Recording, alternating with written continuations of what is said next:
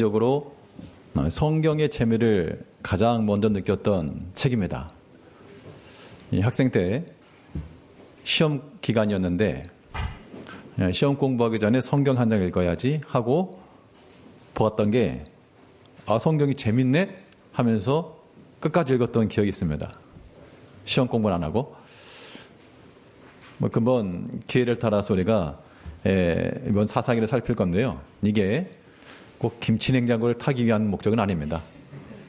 어차피 이게 참여를 다 못하시기 때문에 그래도 근본 또 기회니까 사사기 살피면서 사사기나 성경도 한번 전 교인이 같이 읽어보는 거 좋겠다 이런 생각이 들었습니다. 그 목사님들 가운데 데이비 플랫이라는 분이 계시는데 그런 영어로 설교하기 때문에 저도 못 알아먹습니다만 그분의 설교는 어떤 거냐면 성경을 암송해서 하십니다. 그러니까 로마서를 암송한다 그러면 1장부터 그냥 암송하는 거예요.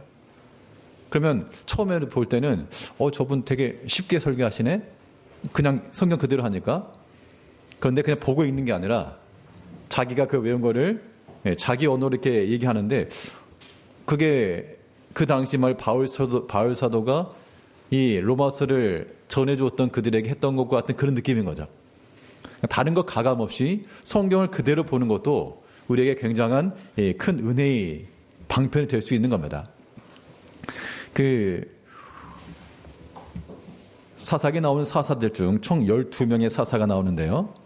오늘은 그 첫 번째 사사인 그 온니엘이라고 하는 사사에 관해서 살펴보기 전에 첫 번째 사사 이름이 누구라고요? 온니엘. 그 프린트홈 받으셨죠?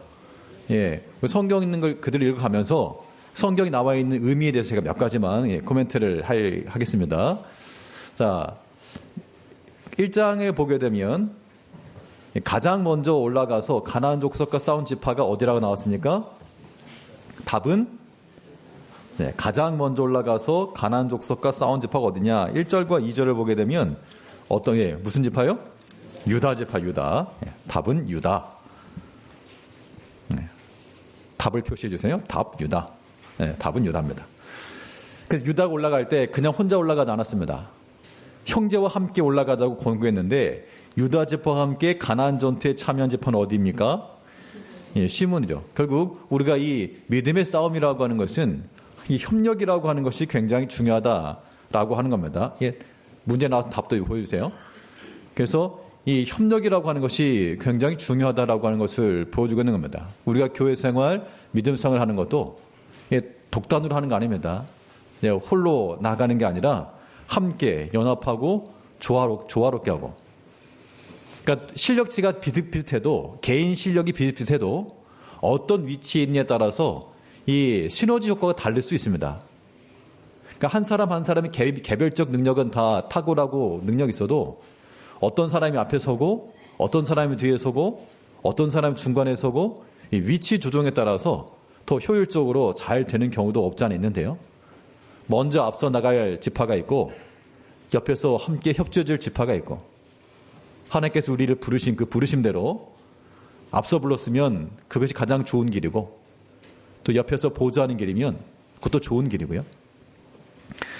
세 번째, 그 갈렙이 기럇세벨을 점령하는 자에게 자신의 딸을 주겠다 약속했는데 그 딸의 이름은 악사. 아마 갈렙의 딸 악사가 미모가 탁월했는 모양입니다. 그래서 그 갈렙이라 그러면 여호수아와 갈렙이죠. 가나안 땅에 들어갔던 두 사람이 여호수아와 갈렙이었고요. 그 갈렙은 믿음의 사람이었습니다. 그런데 악사가 결혼할 때 아버지의 구한 게 있습니다. 뭘 구했는가 하면 구한 거 보면 무엇을 구하려고 내렸더니 또 무엇을 주시오라고 그랬죠. 밭과 샘물을 구해서 그 갈렙이 윗샘물 아랫샘물 줬다 그렇게 말했습니다. 그러니까 이 악사도 보통이 아닌 것 같습니다. 아버지께 구하여 필요한 것을 구하고 지경을 넓혀갔다라고 하는 것을 볼 수 있겠죠. 그 5번을 보게 되면 좀 특징적인 것인데 유다 자손과 함께 거주했던 모세의 장인은 어느 족속, 어느 족속에 속한 사람이었습니까? 무슨 사람이라고 했죠? 무슨 사람? 겐 사람. 근데 이 겐이라고 하는 겐 족속을 가리킵니다. 자, 여기서 주목할 건 뭐냐면, 이 모세의 장인 이름이 누구죠? 베드로? 베드로 말고 이드로. 혹은 호밥이라고도 읽었고, 이드로라고도 읽었는데, 그 사람은 겐 족속이었습니다. 미디안 사람이었는데, 그런데 그가 이 출애굽한 이스라엘 백성들 가운데 함께 대회를 참여했고, 또 가나안까지 지금 같이 들어가고 있습니다.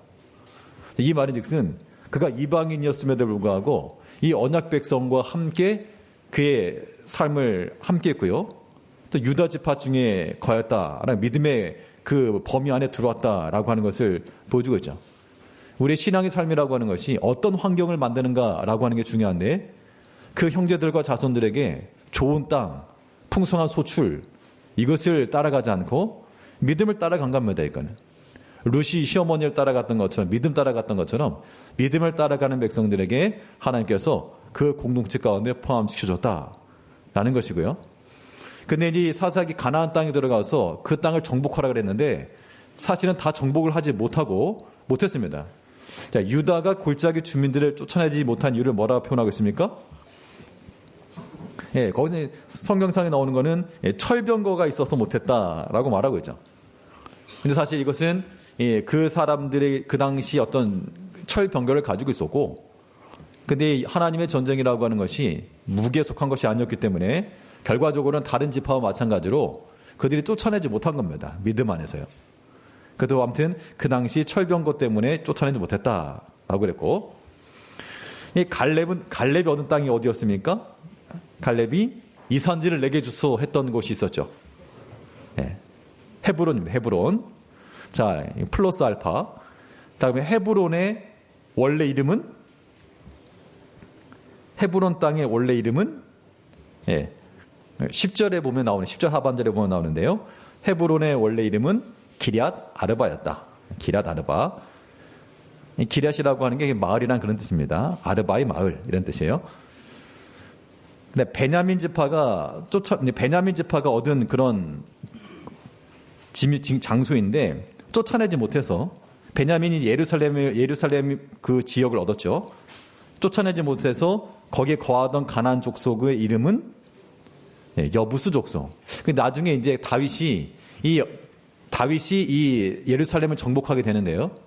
그때 성경을 보게 되면 여부스 사람들이 이 다윗을 향해서 올라오라. 그런 내용을 보게 되면 그때까지 여부스 족속이 함께 있었다라고 하는 것을 알 수가 있습니다. 34절에 보게 되면 아모리 족속이 이스라엘 민족을 산지로 몰아놓고 골짜기로 내려오지 못하게 한 일이 있었는데, 이건 완전 역전된 거죠. 쫓아내라 그랬더니 오히려 거기서 쫓겨나가지고 내려오지도 못하고 있었던 지파가 있었는데, 무슨 지파입니까? 단지파, 단자손. 어떤 사람은 이 단지파가 이스라엘 백성에게 사라졌는데 이게 한국에 와가지고 단군이다 그렇게 말하는 사람이 있습니다. 소설에 쓰는 거죠, 이렇게. 뭐 단이라고 이름 같다고 해서 뭐 단군 이렇게 보기에는 너무 터무니가 없죠. 그리고 이제 1장에서 이 암모리 족속이 단지파를 산에 밀어넣을 만큼 강력했는데, 그런데 그 형제 지파 중에서 가문의 힘이 강성해서 아모리 족속을 도역으로 삼은 그런 지파가 있었는데, 그 지파 이름은 요셉 지파가 힘이 세서 했다. 요셉 지파라고 하는 것은 두 지파죠. 두 지파가 합입니다. 요셉에게서 두 지파가 나왔죠. 누구하고 누구? 므낫세와 에브라임. 므낫세, 에브라임. 이거 선수 한 명 7절입니다. 좋습니다. 자, 2장을 보게 되면 가나안 주민들을 다 쫓아내지 못했어요. 쫓아내지 못하니까 쫓아내지 못한 것도 있고 안 쫓아낸 것도 있고, 그래서 성경이 뭐라 말했는가 하면 그들이 쫓아내지 못한 그 거주민들, 이스라엘 백성들이 쫓아내지 못한 가나안 주민들이 이스라엘에게 무엇이 될 거라 그랬습니까? 옆구리의 가시가 될 거라. 옆구리의 가시. 결국 우리가 믿음 안에서 이겨내지 못하면 그것이 우리의 찌르는 것이 될 수 있다. 그죠? 답은 옆구리의 가시. 근데 또 이스라엘 백성들이요, 거주민들을 쫓아내지 못했을 뿐만 아니라 그들이 섬기던 신을 따라 섬겼습니다. 그래서 그들이 섬기던 신들이 이스라엘에게 무엇이 될 거라 그랬습니까? 네, 이건 또 올무 이렇게 표현했죠. 그러니까 이스라엘에 쫓아내지 못한 그 주민들은 너에게 가시가 될 것이고 결국 너희를 찌르는 것이 될 것이고 그 당시로는 이스라엘이 강했기 때문에 그 원주민들이 부역을 하고 이 지배를 받았지만 나중에 그들이 힘이 세져가지고 도리어 그들을 섬기게 되는 그런 지경에까지 이르게 된 겁니다. 그들이 섬기던 신이 도리어 올무가 되었다. 하나님께서 그들을 심판하시니까 넘어짐의 원이 되고 말았던 거죠. 우리가 하나님을 진실히 섬기지 않고 이 세상의 것을 따라가게 되면 그것 때문에 넘어진다라고 하는 겁니다. 결국 우리가 온전히 따라갈 길은 오직 하나님 한 분밖에 없다라고 하는 얘기죠.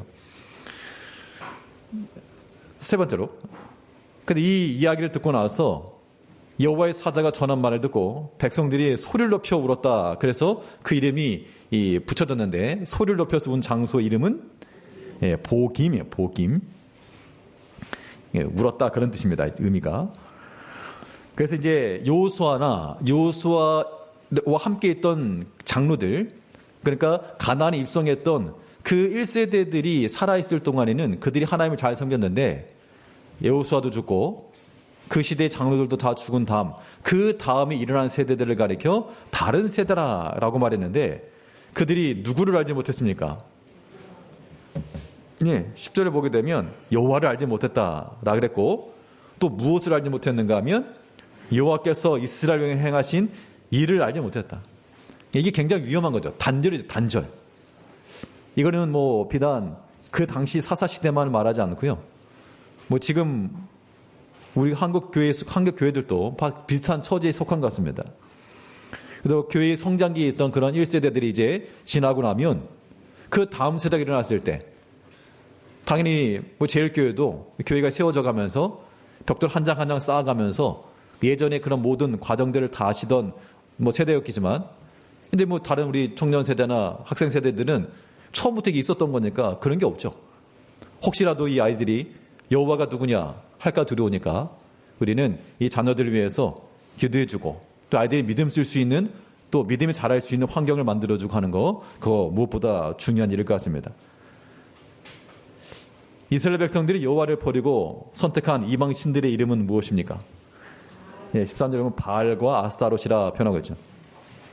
바알과 아스타롯. 이건 풍요의 신이에요. 풍요의 신. 풍요의 신이기 때문에 여기는 다른 많은 음행적인 요소들도 함께 있었습니다. 그래서 하나님을 버린 그 이스라엘 백성들에게 여호와의 손이 자신을 버린 자들에게 무엇을 내렸다 그랬습니까? 여호와의 손이 그들에게 무엇을 내리시리니 재앙을 내리시겠다. 그러니까 하나님을 버리게 되면 하나님께서 그 손을 하나님의 손을 놓은 그들에게 재앙을 주신다.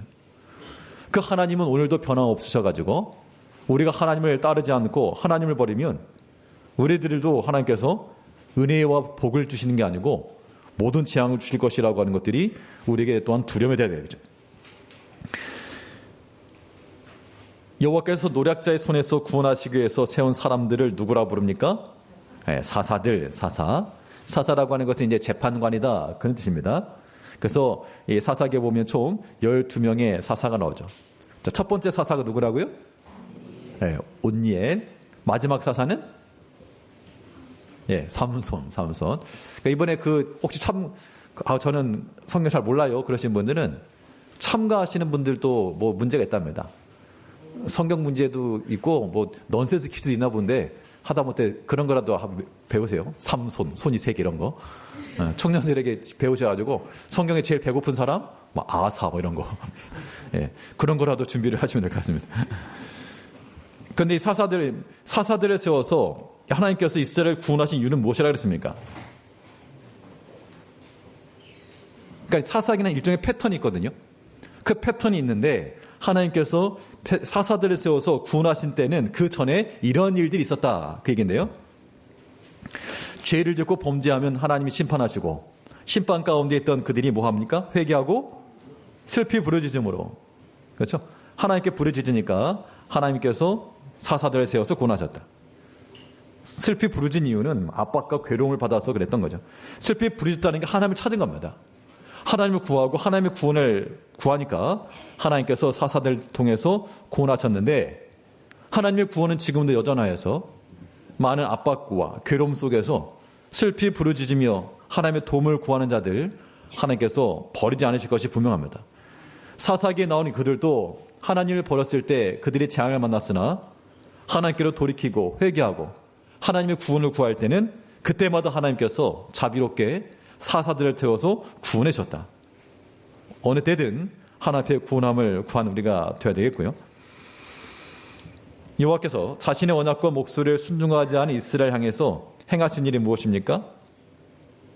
가나안 땅에 있는 가나안 땅을 주긴 줬지만 결과적으로는 남겨둔 이방 민족을 다 쫓아내지 않으셨다 그랬습니다. 이건 이제 그 약간 이중적인 면이 있어요. 그 이스라엘 백성들이 쫓아내지 못한 것도 있고 또 하나님께서는 그들의 능력 없음을 이용해 가지고 그들을 쫓아내지 않으신 것도 있고 그들이 이제 나중에 그 이스라엘 백성들에게 올무가 되기도 하고 가시가 되기도 하고 또 하나의 목적이 있었는데 이 쫓아내지 않은 이방 민족들을 하나님께서 어떤 목적으로 사용하셨는가? 왜 쫓아내지 않았다 그랬는가 하면 뭐 하려고? 시험하시려고. 시험의 목적이라고 하는 것은 여호와의 도를 지키는지 여부를 시험하시겠다라고 했는데 그런 어떤 시험거리가 있어가지고 이건 오늘날 우리도 마찬가지입니다. 하나님께서 우리에게 아무런 문제 없이 좋은 길만 주시면 좋겠는데 또 여러 가지 염려할 게 많잖아요. 걱정할 것도 많고 어떻게 보면 시험거리를 주시는데 그 시험의 목적이 무엇이냐?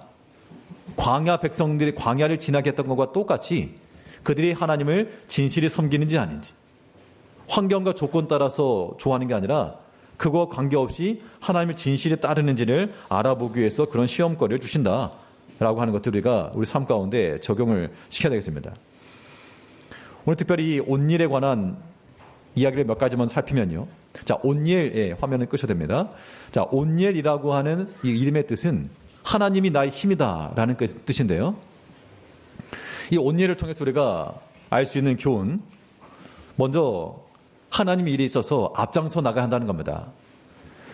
이 가장 먼저 나서서 사사가 되었다라고 하는 것인데요. 이 1장을 보게 되면 1장 12절에서 갈렙이 말하기를 기럇세벨을 쳐서 그것을 점령하는 자에게는 내 딸 악사를 아내로 주리라 하였더니 갈렙의 아우 그나스의 아들인 온니엘이 그를 점령하였으므로 갈렙이 그의 딸 악사를 그에게 아내로 주었더라.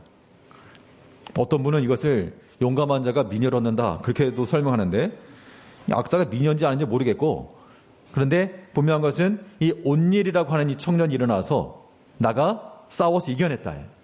그래서 그들에 있어서 이스라엘의 첫 번째 사사가 된 것을 보여주고 있죠. 그런데 앞장서서 나가서 일한다라고 하는 것은 굉장한 리스크가 있습니다. 어떤 리스크죠?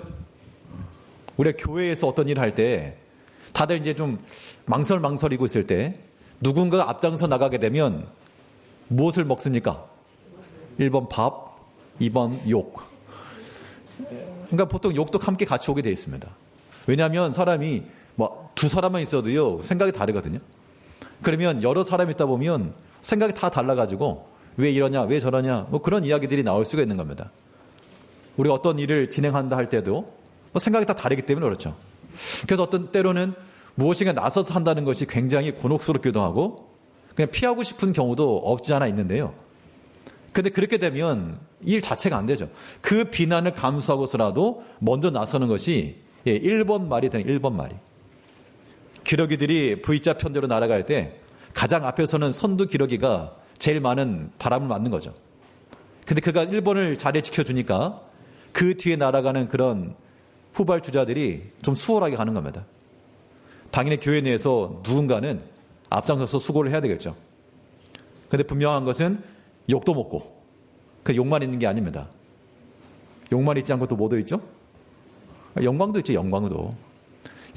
그 모든 비난을 감수하고서라도 믿음 안에서 감당해내면 그것이 하나 앞에서 영광과 상급으로 남는 겁니다. 어찌됐건 앞장서 수고할 수 있다라고 하는 것은 복된 겁니다.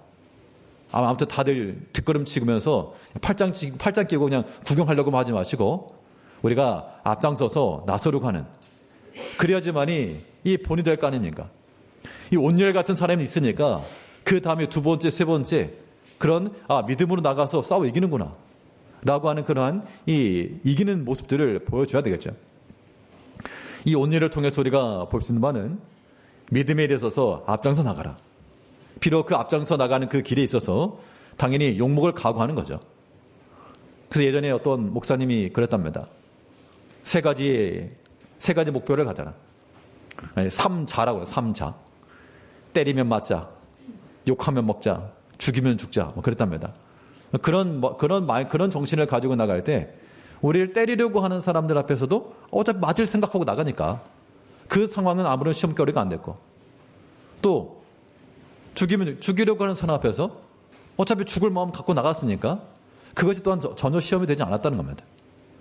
우리가 하나 앞에서요, 믿음을 하다 보면 분명 우리를 약화시킬 만한 일들이 많이 있습니다. 참 속상할 때가 많은데요. 그럴 때일수록 앞장서 길을 걸어가셨던 우리 예수님의 표상이죠. 그 십자가를 향하여서 묵묵히 나아가셨던 그 주님을 생각하면서 우리 또한 선두 되신 주님을 따라 그 믿음의 길을 잘 따라나가는 우리가 되어야 되겠습니다. 자, 이 온유에게서 살펴볼 수 있는 바 또 하나는 이 하나님의 영의 인도하심을 잘 받아야 됩니다. 성령의 감동하심과 성령의 견책하심을 따라 나갈 때 사명을 온전히 이룰 수 있다라고 하는 것인데요. 오늘 특별히 온일에 관한 기사가 사사기 3장 7절에서부터 11절까지 나오는데, 이때 그 10절 말씀을 보니까요, 여호와의 영이 그에게 임하셨으므로 그가 이스라엘의 사사가 되어 나가서 싸울 때 여호와께서 메소포다미아 왕 구산 리사다임을 그의 손에 넘겨주심에 온니엘의 손이 구산 리사다임을 이기니라. 자, 이 온니엘이 나가서 사사가 된 것도 이거 무슨 선거를 통해 된 게 아니라 하나님의 영이 임하여 그가 되었고요. 또 나가서 싸워서 이긴 것도 그의 전략 전술이 탁월해서 이긴 것이 아니라 하나님의 영이 그와 함께 이겼는데, 자, 여기서 이기는 방법. 지금 누구와 싸워 이겼다 그랬습니까?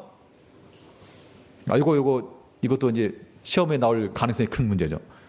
메소포타미아 왕 이름이 구산 리사다임인데, 이름의 뜻이 뭐냐면요, 두 배 악하다, 두 배 악하다. 이름 자체가 악하다 그래, 두 배는 악하답니다. 그러니까 이 두 배나 악한 왕을 이겨내기 위해서는 두 배가 되는, 최소한 두 배 이상의 그러한 영적 갑절의 은총이 있어야 되는 게 분명하죠. 우리가 주를 위해 수고한다 할 때, 사명을 이룬다 할 때요, 나의 이 사명의 일을 가로막는 것이 두 개라 그러면 우리가 그것을 이겨내고 사명을 완수하려면요, 최소한 두 개 이상은 돼야 됩니다. 그래서 우리에게 성경이 말하는 대로 갑절의 영감, 갑절의 능력이 필요한 겁니다. 이 모든 것이 사람에게서 나오는 것이 아니라 하나님의 영이 그에게 임하셨으므로, 하나님의 영이 그에게 임하여 그들을 갑절의 악함에서부터 구하여내셨다. 우리가 하나님의 영이 임하시기를 또 우리 사모하고요. 하나님의 영이 임한다는 게 무슨 입신을 의미한다거나 그런 게 아닙니다. 이미 성령께서 우리 가운데 함께 하시고 계시고, 우리는 그 성령의 새롭게 하심과 또 우리 마음이 주의 말씀을 따라 나갈 때 성령께서 그 말씀만 역사하시니까요, 우리 마음이 날마다 새롭고, 또 우리 모든 사명의 일이 있어서 또 새로운 마음을 가지고, 뒤로만 빼지 마시고, 모대 그러면 무슨 모대? 디모대. 못한다 하지 마시고 할 수 있다는 마음을 가지고 할 수 있거든요. 무슨 말이냐? 갈렙 같은 경우는 내가 나이가 80이라도 나가서 싸워 이길 수 있습니다. 이 산지를 내게 주소서 하면서 나갔던 거죠. 우리가 갑질의 역량과 갑질의 능력을 구하여 이